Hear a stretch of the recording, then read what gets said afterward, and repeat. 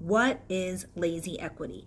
Lazy equity is when you have equity in a property, but the property is not creating a ton of cash flow. So the equity is just sitting there, kind of like a savings account that isn't creating any sort of interest or any sort of cash. So it's just sitting there, can't really use it, can't really do anything with it. So it needs to be rebalanced. Just like a stock portfolio needs to be rebalanced, sometimes your real estate portfolio needs to be rebalanced.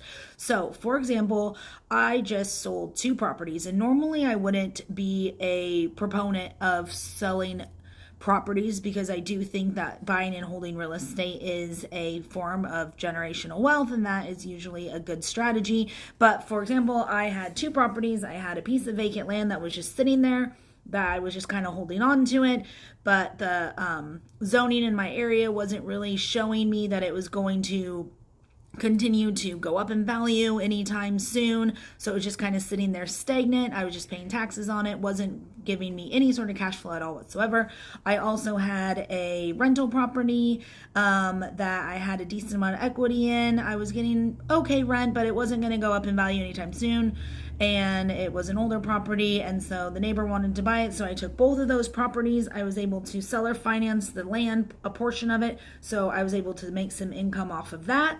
And then I also took the remainder, and I was able to 1031 exchange a portion of the land and the rental into a fourplex. So I was able to take those 2 properties in one door and put it into 4 doors. So now I'm able to take 2 properties that I was making a couple $100s a month on, if that, and now I'm making between $8,000 and $10,000 on those 2 properties because I transferred them into a new property. So at the end of the day, the goal for our money is that our money is making money so that we don't have to be making our money. So if our money is working for us, then we don't have to be working as hard for us. So sometimes you need to look at your properties and rebalance them and make sure that the properties are giving you the highest return for your money, because they should be working for you in the best way possible.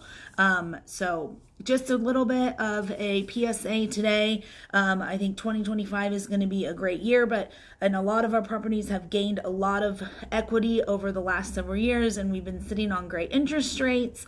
And so nobody wants to sell, but it might be a really good time to kind of look at your properties and see if there's anything you can do with your property. Maybe take out an equity line of credit.